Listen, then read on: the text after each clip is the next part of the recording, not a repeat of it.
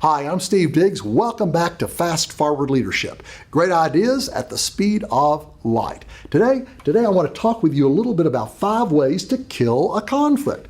Wouldn't it be great to kill the conflict before it kills the organization? I want to show you how to do that. 5 concepts, 5 thoughts that will help lower a conflict, if not completely resolve it. Number 1, ask for a timeout.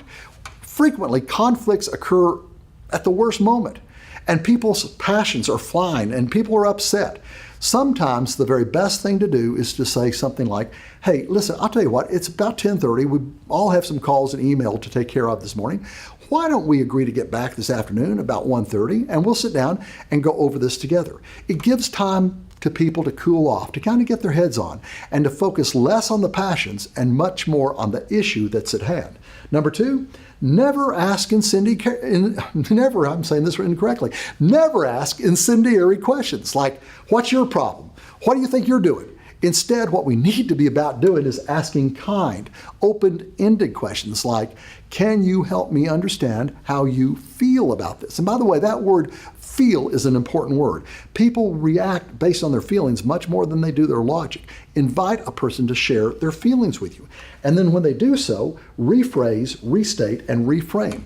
Did I understand you correctly to say such and such? And if the person says yes, we are now on the road to solving this issue. Be aware, finally, of your physicality. Especially if you're a big person, you need to understand that if you're talking to a person that's smaller, you have a physical nature of overwhelming people sometimes. I've had to learn this. I'm 6 feet 1 inches tall, and I learned a long time ago that sometimes the best thing for me to do was simply to make myself smaller. I learned that in the business world, this was very important. As I was leading my team in the advertising agency, I can remember times when we might be at a conference table and things kind of got heated.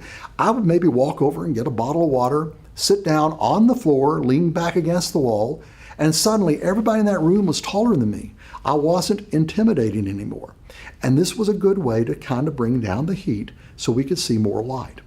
Hey, my name is Steve Diggs. This has been called Fast Forward Leadership. If you like it, check us out on YouTube or come to www.stevediggs.com. I'll see you next time.